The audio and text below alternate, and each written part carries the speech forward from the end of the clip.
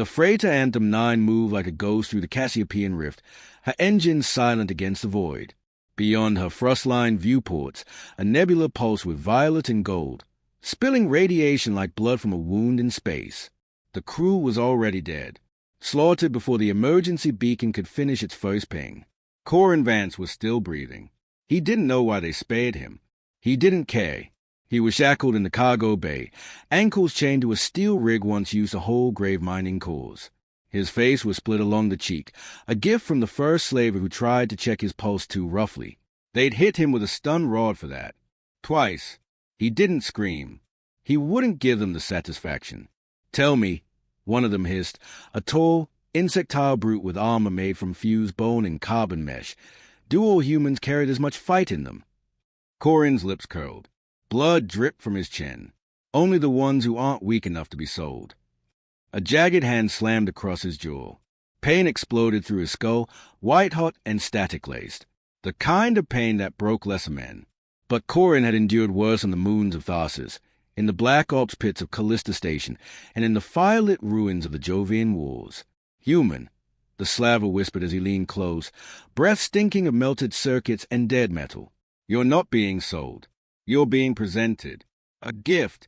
A prize. The first of your kind taken alive since your species was declared unworthy." Corin's eye twitched. "That's funny." "What?" He spat in the slaver's face. "Because I'm not the one who's going to die screaming." The creature reeled back, hissing. Another slaver entered the bay, shorter, broader, plated in iridescent armor that shimmered with a hue of oil and plasma. It spoke with a voice like cracked glass. "The Overseer wants him sedated for transport. If he kills another one of us, it'll drive down his value. His dangerous. His a Vance." Corin's blood ran cold. That name, Vance, shouldn't have meant anything out here. Not in deep space. Not in the rift. Someone talked. Someone sold him out. The shorter slaver activated a syringe the length of a child's arm. The needle glowed with an amber fluid, sleep agent, neurostatic, or something worse. Corin flinched. "No need for that," he growled. "Why not?" the slaver asked. He grinned. His voice was a knife in the dark. "Because my brothers are coming." It wasn't a threat. It was a promise. 2 weeks earlier. Sector 9, Io orbit. A bar that should have been condemned 3 decades ago. The place reeked of burning ozone, synthetic whiskey, and regret. Metal walls sweated rust. A jukebox screamed something halfway between a war chant and a broken alarm. No one made eye contact, because in this bar, eye contact got your skull pulped. Silas Vance was finishing his second bottle of Vortha Acidale when the bounty came through his implant. He blinked once, twice, then stood up. "What is it?" asked Decker, sitting across from him, cradling miniature drone with half its guts open. Silas' jaw clenched.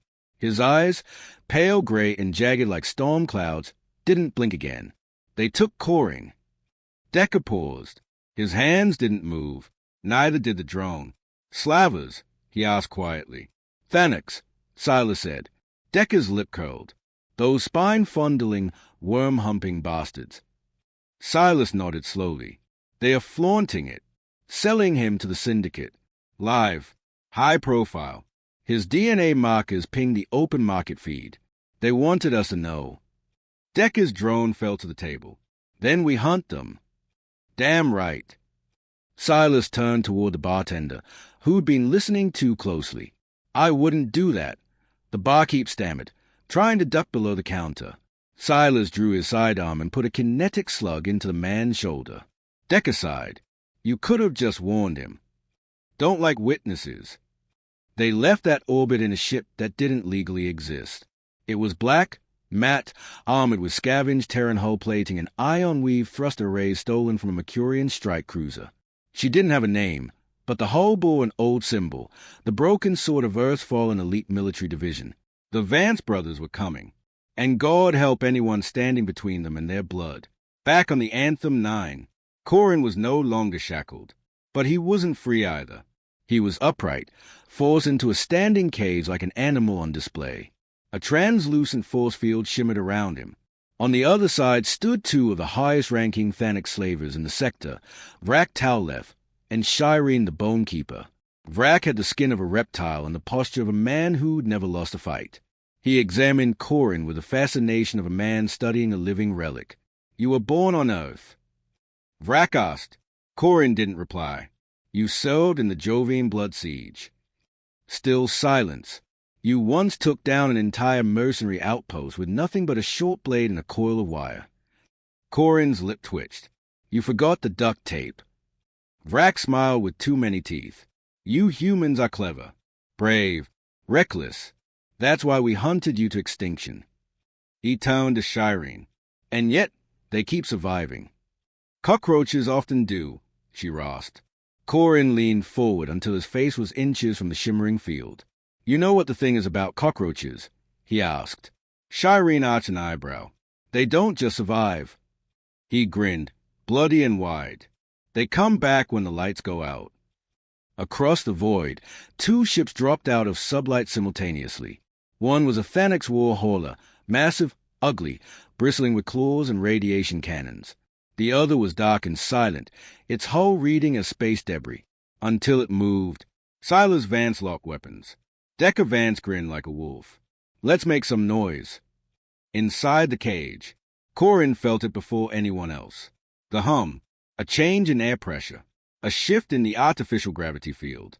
The static tingle that always came before. Boom! The first explosion ruptured deck 4. Secondary fires burst through the ventilation. Slavers screamed. Corin laughed. Vrak spun. "What is this?" "Like I said," Corin growled. The cage field fizzled. Decker's EMP virus, no doubt. He stepped through it, caught a falling slaver's weapon midair, and fired it point-blank into Vrak's chest. The lizard didn't die easily, but he died. Corin turned, ducked a plasma blade from Shireen, and drove a knee into her throat. She hit the floor, gasping. "Tell your gods," he snarled. "The Vance bloodline didn't die. It multiplied." Then he stomped her windpipe. Outside, the fight was not long. The Vance brothers didn't aim to win a war. They came to send a message. Every Thanax on that ship died. Some were shot. Some were burned. Some were simply erased. And when Corin emerged, bloody but walking, flanked by his brothers, the fire behind him lit the stars like a funeral pyre.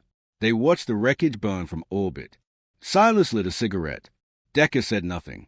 He was already rerouting their next target through the stolen slaver comms. Corin looked out the viewport. "They came for one of us," he said. Silas cracked his neck. "We're going for all of them." Decker's screen pinged. "Just got a feed." They turned. A human. Chained. Auction feed. Live. Starting bid. 200,000 credits. A name blinked on screen. Decker Vance. Corin froze. Silas dropped his cigarette. Decker stayed, cold fury rising behind his eyes. "This isn't over," Corin whispered. Silas didn't blink. "No," he growled. "It's just starting." You don't take a Vance. You unleash one. Mercenary proverb, origin, unknown. Io, outer rings, 2 weeks earlier. The sky above Io was a blistering canvas of dust, fire, and mining rigs. The orbiting colonies hung like infected scars around a gas giant, each one more corrupt than the last. Below, in an abandoned listening post turned dive bar, Silas Vance was cleaning blood off his hands with a bar rag that stank of mold and battery acid. He'd just broken the jaw of a merc who said the wrong name. Decker Vance. His brother. The merc was still twitching on the floor, gurgling out molars and pieces of tongue. Silas leaned over him. "You said he was spotted." The man coughed blood. "Auction. Gorvex. Not dead." Not dead. The words hit Silas harder than any punch. He stood, eyes hard as Lunastone. "Get Corin. Now." Ganymede, underground docking bays. Corin Vance watched a cargo ship load up with illegal Terran relics, earth bones, he was told. Soldiers who had died nameless on forgotten battlefields, now sold as exotic trophies. He didn't blink. When the comm buzzed in his ear, he already knew what it meant. He was needed. On board the Black Swan, 3 hours later. Silas and Corin stared at the transmission on the holoscreen. The feed looped on a cool 30-second delay. A dark chamber. Shackles. A man with matted hair, unconscious. His mouth blooded, his torso burned. Decker. That's him, Corin said. They are broadcasting this for a reason. Trap, Silas muttered. Or bait. Either way, they are not ready for what we'll do to get him back. They didn't need a plan. They needed weapons. Gorvek sector, flesh market moon, skin pile. The moon didn't rotate. It just hung, wrapped in a rusty shroud of blinking satellites and smog. Below, its surface resembled scar tissue, mottled with citipits carved into flesh-mining colonies. At its core, the skin pile, the largest black market auction house in the outer systems. The Vance brothers walked in like ghosts with guns.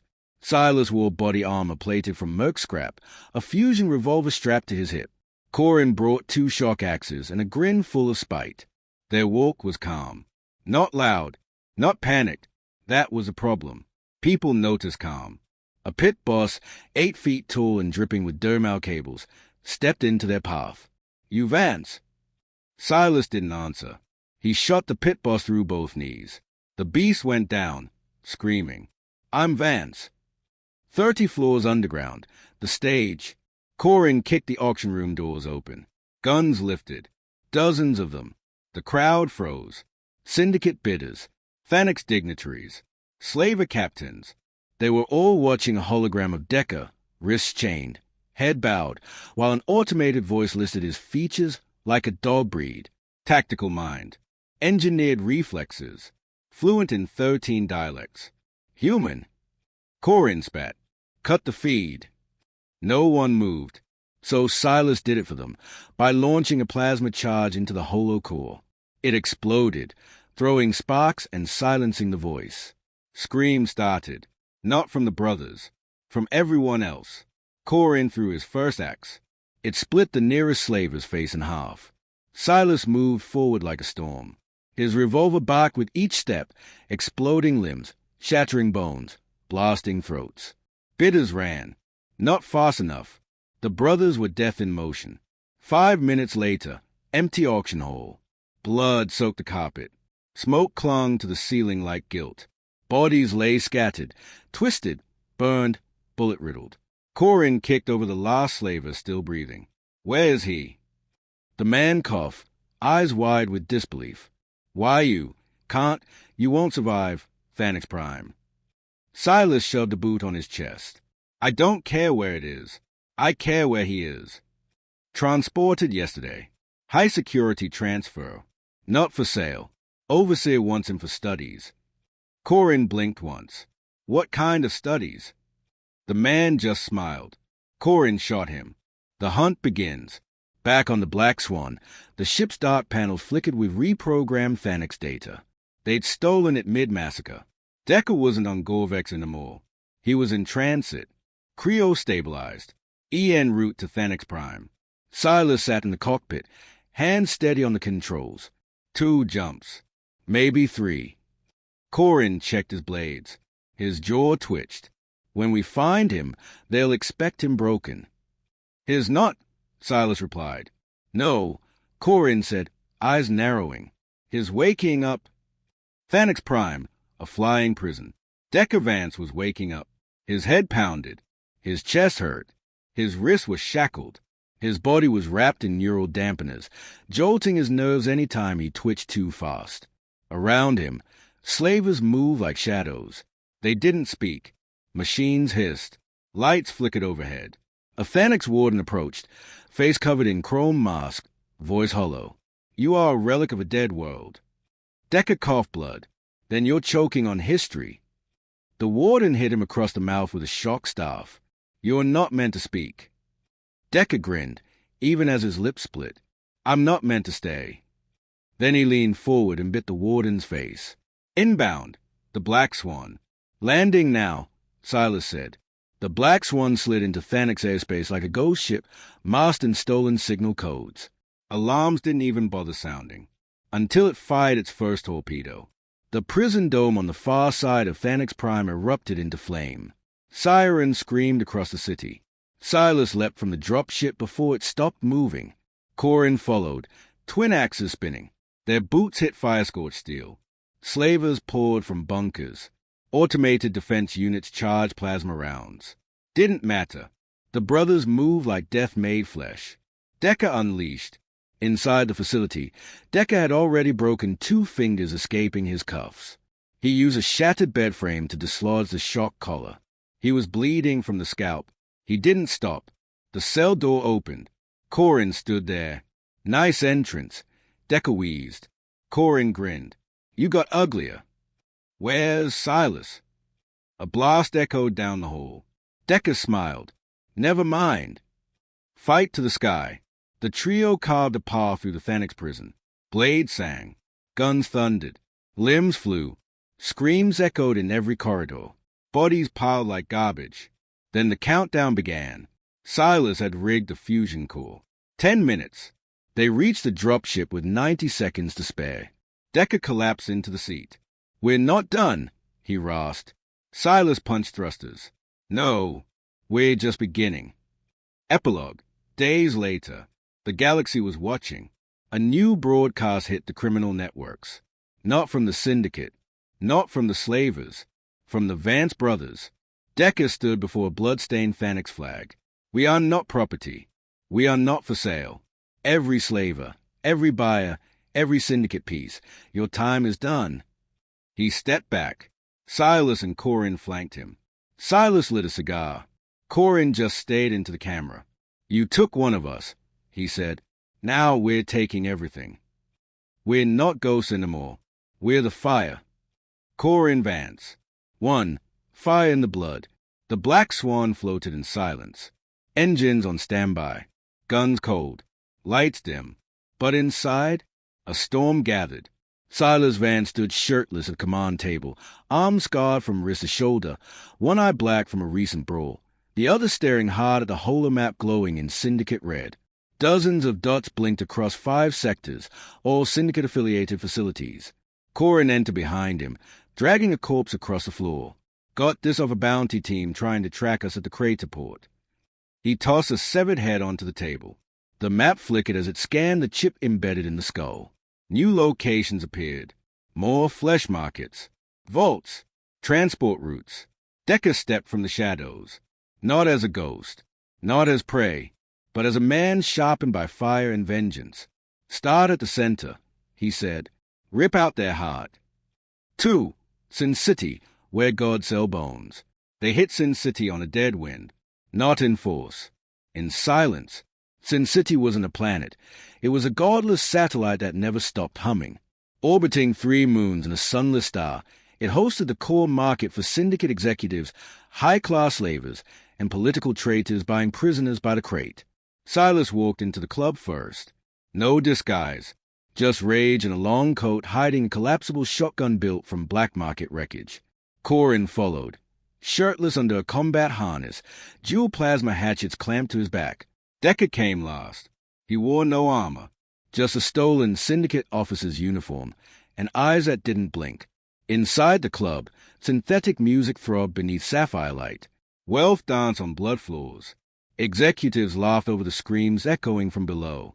Then Silas walked into the center of the dance floor. He lit a match, dropped it into his drink, and threw it. The bar exploded. Free, death, broadcast live. Corin roared as he leapt through the smoke, hatchets flashing. Limbs flew. Screams cut short. Executives tried to run, but the exits were sealed. Decker strode to the server wall and jammed a data spike into the syndicate broadcast relay. The feed flared across 5 planets. He stared into the camera. You branded us. You broke us. You sold us. He held up the blooded syndicate officer badge. Now we bone you. He pulled the trigger. The camera exploded. So did half the building. The swan extracted them seconds before the core collapsed. 4. The reckoning spreads. The fire reached faster than anyone expected. Smaller crews rose up. Prisoners revolted. Black market hackers opened vaults across colonies. Slavers started hiding. The syndicate collapsed in 3 systems. And from the ashes came a name whispered like a myth. The Vance brothers. 5. The survivor. Deep in a ruined port city, they found him. Name, Draxkel. Former Syndicate Logistics Director. Now, stinking of sweat, hiding beneath rubble. Corin pulled him out by his collar. You're lucky we found you. The man whimpered. I'm just an accountant. Decker crouched. I don't want names. I want vaults. Drax swallowed. There's one they don't list. Off charts. Old tech. Buried. Cold Project Gravehook. Silas frowned. Coordinates. Drax nodded. Delta Fringe. No return zone. Ghost ships only. Decker stood. Then we'll become Ghost again. He shot Drax through the knee. You'll live. Tell them we're coming. 6. Delta Fringe. Project Gravehook. The Delta Fringe wasn't space. It was absence. No signals. No laws. No return. 1,000 derelict vessels drifted in silence. Most never escaped. But the Black Swan did not drift. It hunted. They followed the cracked coordinates to a forgotten moon. Black rock. Hollow canyons. Strange lights flickering underground. The vault was buried in the rock, surrounded by dead machines and the skeletons of old wars. The Syndicate had hidden this place so well it no longer existed on any grid. Corin cracked the gate with a plasma core. Decker stepped through first. He didn't hesitate, because he remembered this place. 7. Ghosts of Decker. Inside the vault, nothing breathed. Cages lined the walls, not of iron, but of light and hum. Suspended stasis units. Some shattered, some full. Inside, they found children. Clones. Failed experiments. Corin stared at a small body floating inside gel. Its face? Decker's. Dozens of them. Silas turned. What the hell is this? Decker didn't blink. They made me. Hey! What do you mean made you? Corin demanded. Decker touched one of the chambers. They weren't just training soldiers. They were breeding them. Splicing minds. Testing pain. I was Subject 47. I escaped. Corin's voice was low. You never told us. You weren't ready, Decker whispered. Now you are. 8. The Architect. They reached the command chamber. She was waiting. A woman, pale as snow, her body suspended in wires, her eyes hollow with time. The Architect. She smiled as they entered. 3 of you, still incomplete. Decker raised his gun. Shut it. You destroyed the system I designed, she whispered. But you are my finest product. I'm no product, he growled. Yes, she hissed. You're the virus. Silas fired first. The bullet stopped midday. The room groaned as gravity inverted. The Architect screamed, not in fear, in code. The vault began collapsing around them. Corin threw an axe that severed her spinal cord. Decker stepped forward, shaking. I'm not your weapon. He plunged a shot of her own command rod into her skull. The screaming stopped. 9. No going back. They left the vault as it crumbled, carrying what survivors they could, barely breathing prisoners from old projects. As the moon cracked behind them, the Black Swan jumped into slipspace. Decker didn't speak for a long time. Finally, he said, they made me, but you made me free. Silas lit a cigar. What now? Decker's eyes burned. We go back. We finish this. We bury the Syndicate in the same grave they tried to put me in. They wanted a war, so we became it. Silas Vance. 1. The wanted gods. They weren't men anymore, not in the eyes of the galaxy. The Syndicate declared galactic war crimes against the Vance brothers. Billions of credits were funneled into privateer fleets, bounty kill squads, and ex-military mercenary corps. Propaganda spun them as madmen, as terrorists, as a face of chaos. But it didn't matter. The brothers had ignited a fire too large to be buried. Every prison they cracked open, every slaver they gutted, every broadcast they'd hijacked, it became scripture for the broken. Now the people followed them, not for glory, not for politics, for revenge. The age of the slavers was ending, and the galaxy knew it, because advances were done hiding. 2. The Gutter Covenant. They found their first army in the slums of Galderan 6, a drifting ring world half-digested by industrial collapse. Decker met with a woman known only as Mother Knives, the last survivor of a syndicate flesh archive that sold entire bloodlines. She was blind in one eye, gold in the other, and her followers called her a prophet. Decker showed her the data core recovered from Project Gravehook. Inside were files, videos, evidence, thousands of names still enslaved, children, twins, clones, including Mother Knives' lost sons. She screamed for 10 minutes straight. Then she knelt and gave Decker command of the Gutter Covenant, 5,000 soldiers armed with nothing but rage and old tech. Silas simply nodded. Welcome to the war. 3. Deep sabotage. While Decker built armies, Silas went to work behind syndicate lines. He hit their fuel routes using stolen ident codes and cryo grenades.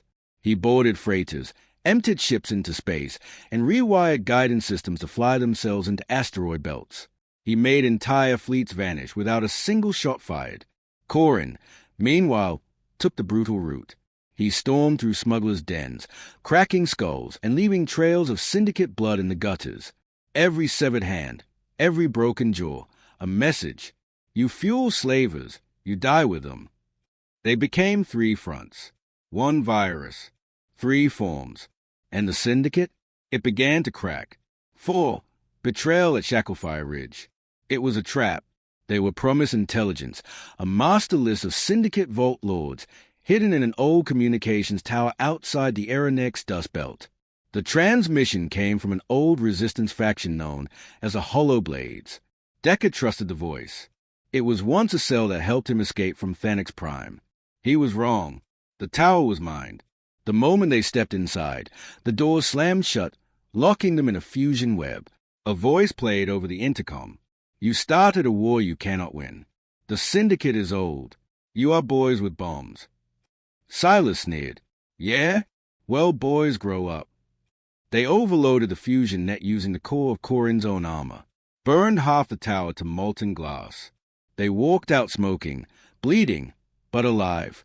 The hollow blades didn't survive. 5. Message to the galaxy. Decker climbed the comm tower himself and pointed a hacked satellite at 5 major sectors. He appeared across every public screen in the inner colonies. This time, he didn't wear the stolen uniform. No syndicate badge. Just a blood-stained coat, eyes full of fire. He spoke quietly, but the galaxy listened. They think you're afraid. They think we are just noise. But you've seen the truth. You've seen what they build their power on. Cages, chains, children. He looked straight into the lens. I was bred in one of those cages. I am not supposed to exist, but I do, and I swear, for every child they stole, for every soul they branded. He raised his blade. We will return the mark, burned into their history.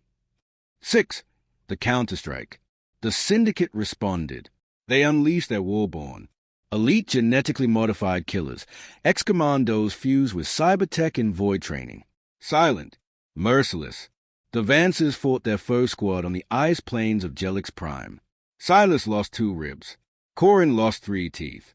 Decker took a blade through the shoulder, then snapped the killer's neck with his bare hands. These aren't bounty hunters, Silas growled, coughing blood. They are designed. Decker's voice was flat. They are what I was supposed to be. He kicked the corpse off a cliff. But they are missing one thing. Corin raised an eyebrow. What's that? Decker smiled grimly. Brothers. 7. The decision. It wasn't enough to keep striking. The syndicate would keep rebuilding. So Decker made a choice. Cut the head off. Silas lit a cigar. We don't know where the head is. Decker tapped the chip they pulled from the last warborn skull. I do. The coordinates pointed to a nomadic capital ship called the Sundering Light, constantly shifting locations, guarded by a cloaked fleet of dreadnoughts. On board, the Triad Command, the 3 most powerful minds in the syndicate. No more proxies, no more intermediaries. The actual architects of the galaxy's slave trade. 8. The Suicide Strike. The Gutter Covenant launched a coordinated attack to distract the fleet guarding the Sundering Light. Meanwhile, the Black Swan used a stolen syndicate beacon to mimic a Slaver transport. They got within boarding range. That's when everything fell apart. A warborn tore through the deck before they even landed. It killed half the Covenant's second platoon in under a minute. Corin engaged it head-on while Silas planted charges. Decker sprinted through smoke and wreckage toward the command spire of the Sundering Light. Inside, 3 thrones, 3 monsters, the Triad, one with no mouth, one with no skin, one with no soul. They didn't plead. They didn't explain. They attacked. Decker fought like a fury unleashed. He killed the first with a plasma spike to the heart, the second with a Syndicate ceremonial blade stolen from Thanix Prime. The third tried to beg. Decker didn't speak. He snapped its neck and shoved a detonation core into its chest. 9. No escape. As the Sundering Light began to collapse, Decker stumbled down the blood-slick corridors toward the evac point. His brothers waited. Corin pulled him up. "Tell me you got them." Decker nodded once. Silas looked toward the fire behind them. "Well then." He lit a new cigar. "Let's finish it with style." 10. Warborn Ascendant. The Sundering Light exploded across 3 systems. A signal burst so massive that it crashed every Syndicate relay in the quadrant. The war wasn't over. But the Syndicate wasn't a beast anymore. It was a corpse, twitching. The Vance brothers had cut off the head. And now came the burning. If we fall, make sure they remember why they bled. Corin Vance. 1. Fall of Gods.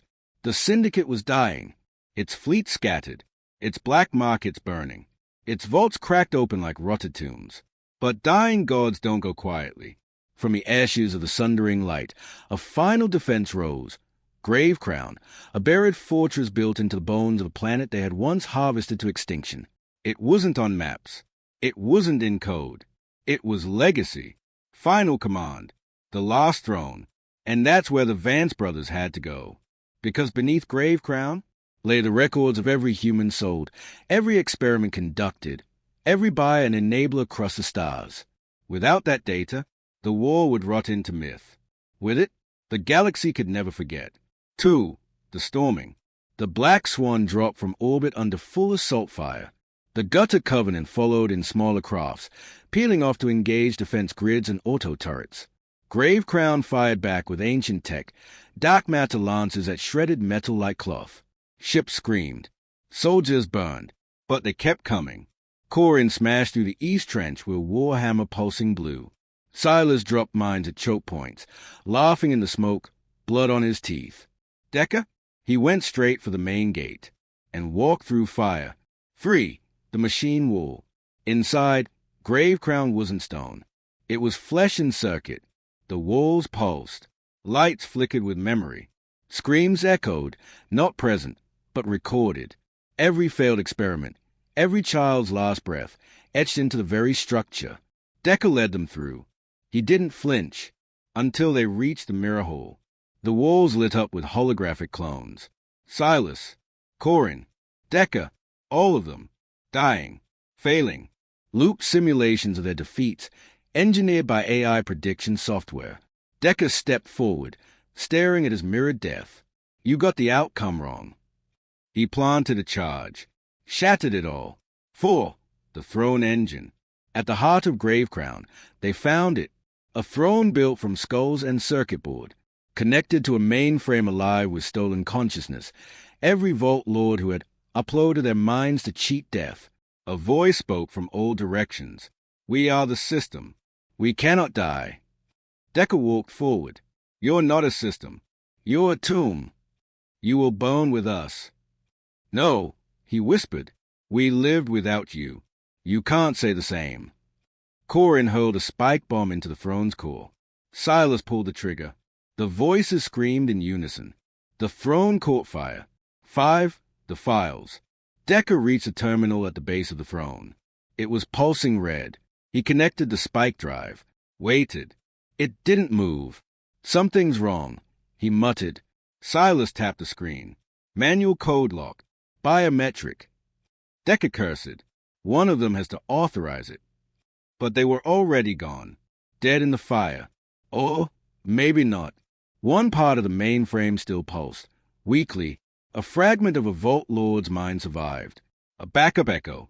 Decker closed his eyes. I'm going in. 6. The mind dive. Decker linked his neural interface directly into the corrupted mainframe and fell into data, into memory.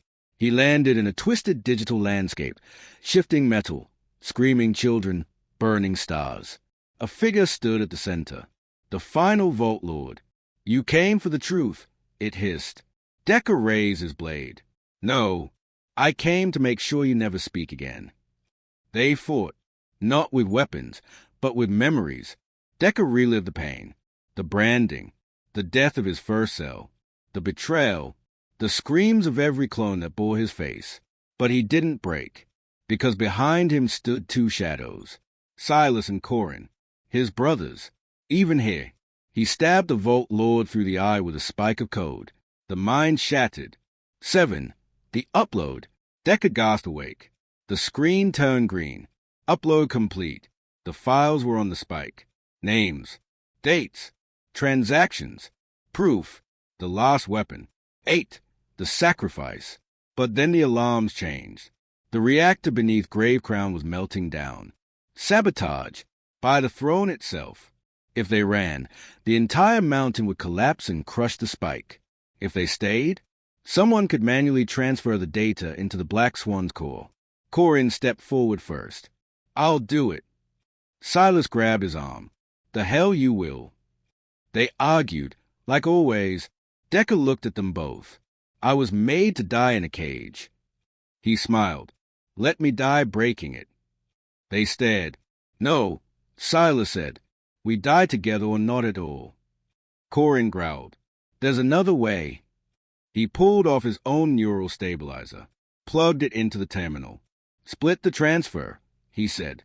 It'll fry me, but I can buy you 60 seconds. Decker shook his head. Corin grinned. You always said I had a thick skull. Then he shoved them both toward the exit. 9. The run. Silas dragged Decker, screaming, through the collapsing holes. The sky was breaking open. The Covenant ships retreating. The Black Swan came in low. Silas threw Decker on board. A fireball followed. They flew off, watching the mountain turn into a black sun. 10. The aftermath. Decker didn't speak for 3 days. Silas piloted without sleep. The spike was intact. Corin was gone. But his sacrifice unlocked it all. The names, the crimes, the Syndicate's true face. The brothers uploaded the files across every star system. Billboards flickered with faces. Vault blueprints. Recorded screams. Galaxies shuddered. Worlds rose up. The final cells of the Syndicate burned in their own panic. 11. The legend. Decker stood alone at Corin's grave. A carved stone. Simple. No chains left. Silas stood beside him. We're not done. Decker nodded. But we're not hunted anymore. No. They looked at the horizon, at a galaxy now scarred, but free. The war was over. But the story? The story had just begun.